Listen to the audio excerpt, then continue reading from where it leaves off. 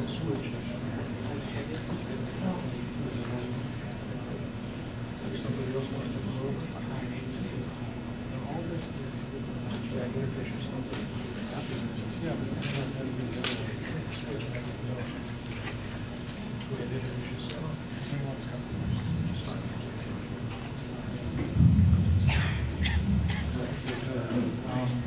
name is Luke Bosky.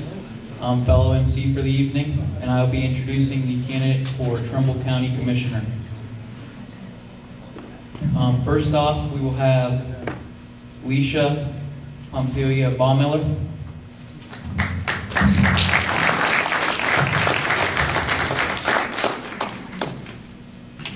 Thank you, Southington, for inviting us to this event so that we can introduce ourselves. And it's so refreshing to see young adults active in politics. You are the future, so that's very important. My name is Lisha Pompili-Baumiller, and I'm a candidate for Trumbull County Commissioner. I'm a lifetime resident of Trumbull County in Hubbard, Ohio. I am the youngest child of 3 of the late Edward Pompili and Ann Pompili. I'm the Hubbard 3rd Ward City Council member, where I have been for the past 14 consecutive years. I am the head of economic development and growth, where I've been instrumental in several businesses located to the Hubbard community.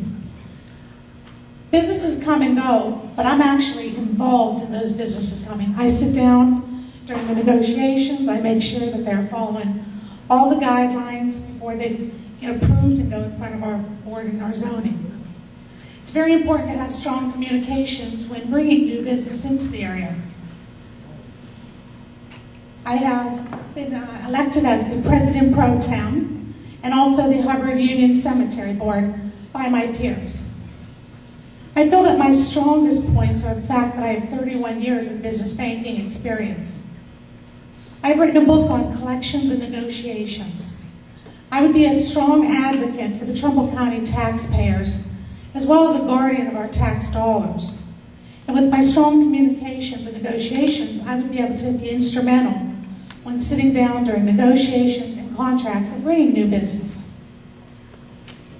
If elected as your Trumbull County Commissioner, my goal is to go in the direction of modernization.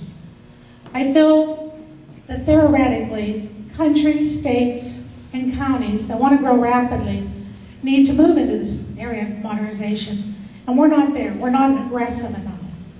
I feel that with my communications and negotiation skills, I could be more aggressive in that aspect. I really feel that Trumbull County needs a fresh, new, positive attitude and direction. The projects are taking far too long. I would definitely oversee projects to make sure that they were done in a more timely manner. When you're a public official, you have to remember that you are the leadership of the county. And you want to act like it's your money as well as theirs, so you want to treat it in the best interest. So I am asking for your consideration and support on May 6th as your next Trumbull County Commissioner. Thank you.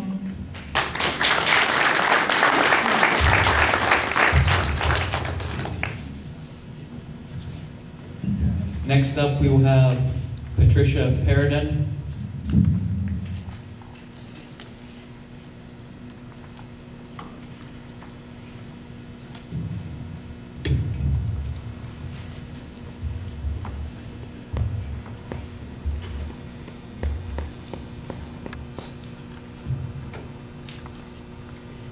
Thank you. And I've never been greeted by so many pleasant, fine young students. Your teaching needs to be commended. I would like to take this opportunity to thank the township trustees and all involved in putting together and making possible this candidates forum. It's very important to be an informed and educated voter. I'm a lifelong resident of Trumbull County, licensed private pilot, small business owner, music teacher, advocate for children, a mother of 3 grown children, 2 who serve in the United States Air Force Reserves. I'm not a career politician, I'm a lifelong resident. Therefore, I want to promote what's in the best interest of Trumbull County. We are geographically and geologically in a position to be explosively growing. We should be one of the top counties in Ohio. What I have to say next impacts all of us, and it's very important. This is about leadership and jobs. I'm calling upon Trumbull County Commissioner Frank Fuda to join me tonight to demand that Trumbull County Engineer Randy Smith temporarily step aside during his pending ethics investigation. Now is more important than ever to show our growing oil and gas industry that all business will be without even a hint of impropriety. The records seized from Smith indicates an even larger issue than his cronyism. It appears there is a suggestion that he has been using his county position to adversely impact the oil and gas industry.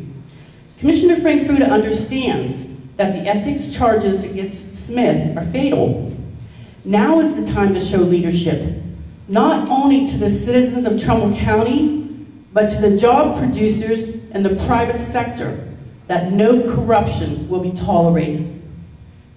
I can guarantee you that those who are responsible for producing jobs and growth in Trumbull County are sitting around the table talking about what has just transpired recently with the lawsuit and the raid on the Trumbull County Engineer's office. There is a problem. A temporary step down would at least show cooperation until the pending investigation from BCI and OEC are completed. So again, I'm not a career politician. The incumbent is being challenged in the May primary. I'm unopposed. Lisha and I are both on the same page when it comes to, we want our local government to be transparent and to be working for, of, and by the people. Thank you so much for your kind attention, and please tell everyone to get out and vote and to be educated when they vote. Thank you.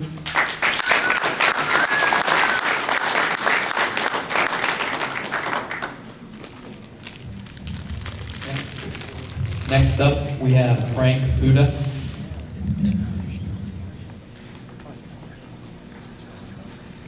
Good evening, everyone.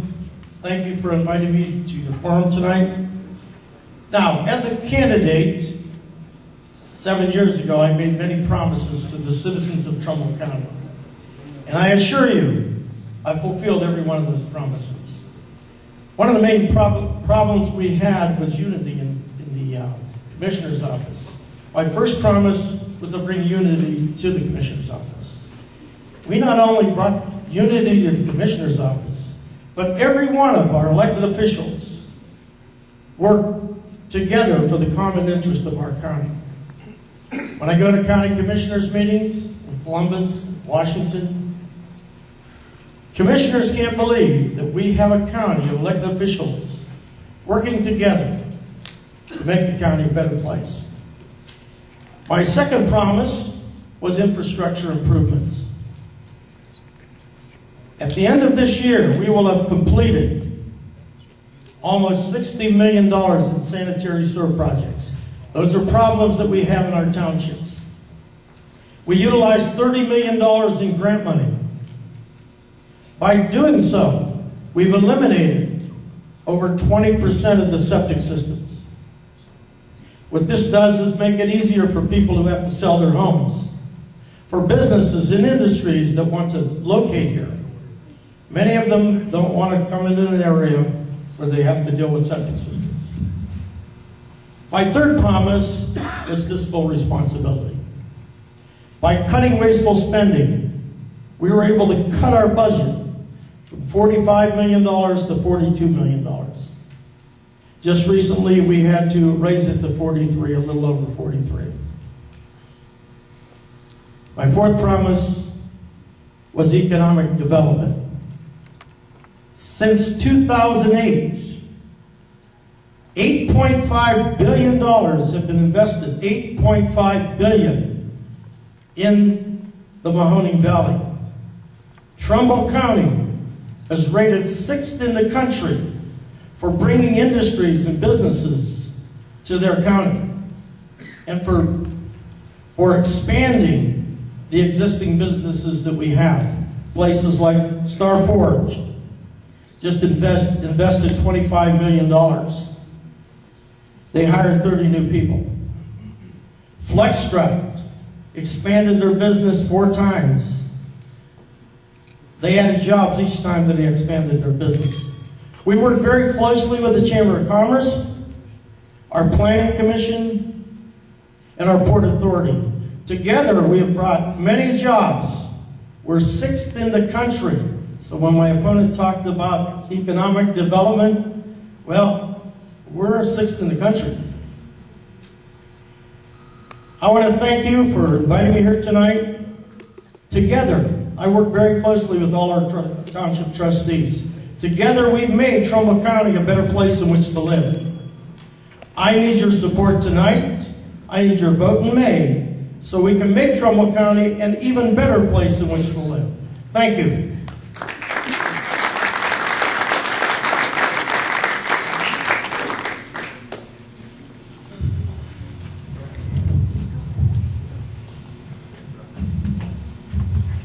Okay, we have a question for all of the candidates. What can be done to use the Route 11 corridor between Ashtabula and Youngstown, located in Trumbull County, to help build manufacturing in Trumbull County?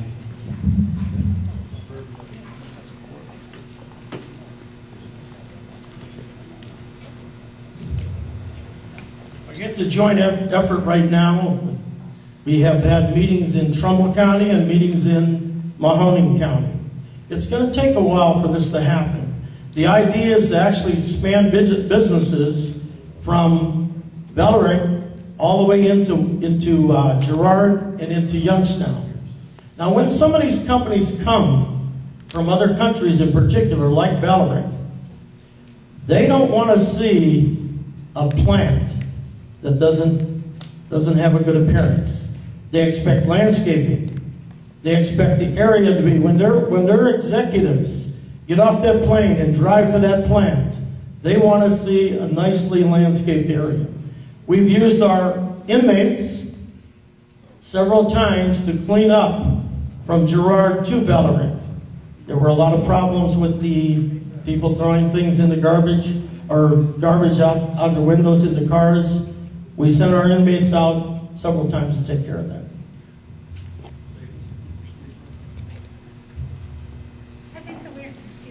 I think that we are very fortunate that the Trumbull County Commissioners and the Mahoning County Commissioners work very closely together. I believe that as long as we work as allies and not enemies, that we can actually make the whole Mahoning Valley a stronger place and more enticable for additional companies and businesses to want to locate in this area.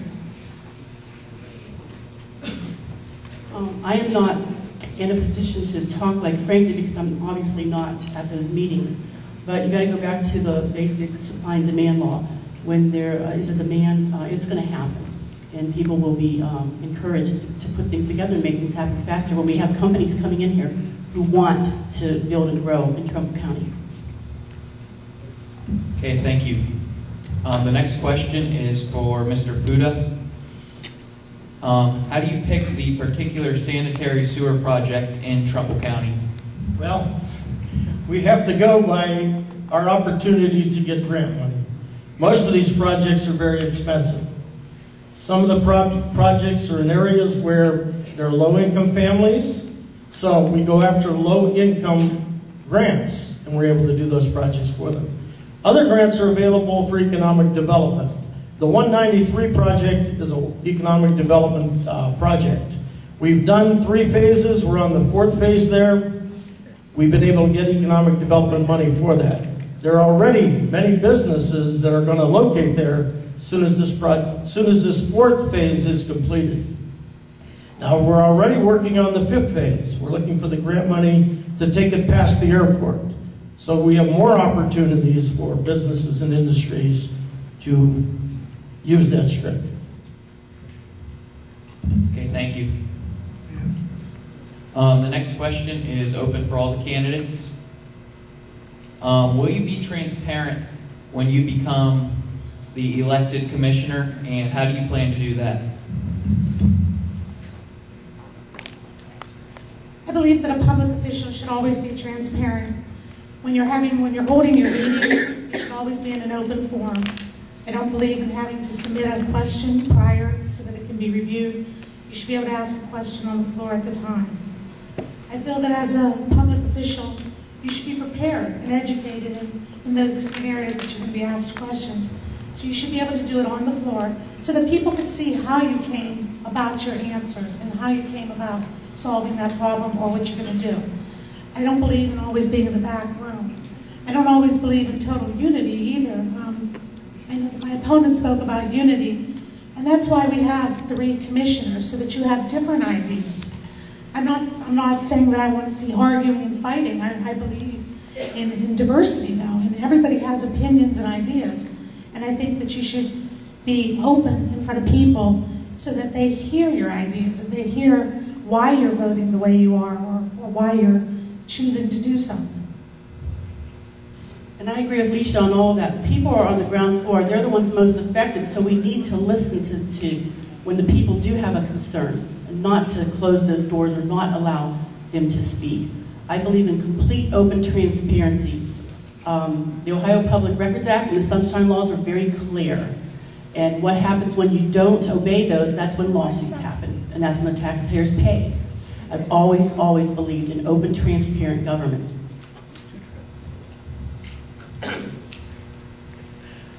For the last 7 years, I've answered every phone call that we've had from our citizens. Even when I'm on vacation, I call the office, and the office is able to hook me up with the constituent on my cell phone. I get to the office every morning at 7:30. Anybody who walks in the office, if I'm there, I welcome into the room. We discuss their problems. Normally, there's a solution to their problems. It may not be. I may not be able to answer it, but I may have to call Congressman Ryan's office, Capri Cafaro's office, Sean O'Brien's office, one of the other offices. There's always an answer of some type. Our meetings are open to anyone who wants to come in and speak. We don't make people sign in. At the end of our meetings, we ask if there are any comments from the audience. And anyone can get up and speak. We do leave a time limit on it. We don't want someone rattling off for a half hour or so. But we're open to the public. The final question is for Lisha and Patricia. Upon taking office, what will be your biggest priority? To listen to the people and to get, like I said, Trumbull County is in a position for explosive growth. And that should be happening. We need to negotiate with the oil and gas industry and do it correctly and properly. We need to not pass up the opportunity to have our children working where they grew up and where they live. Why should they have to travel across the country to get a good job when we have everything we need right here to provide a good job?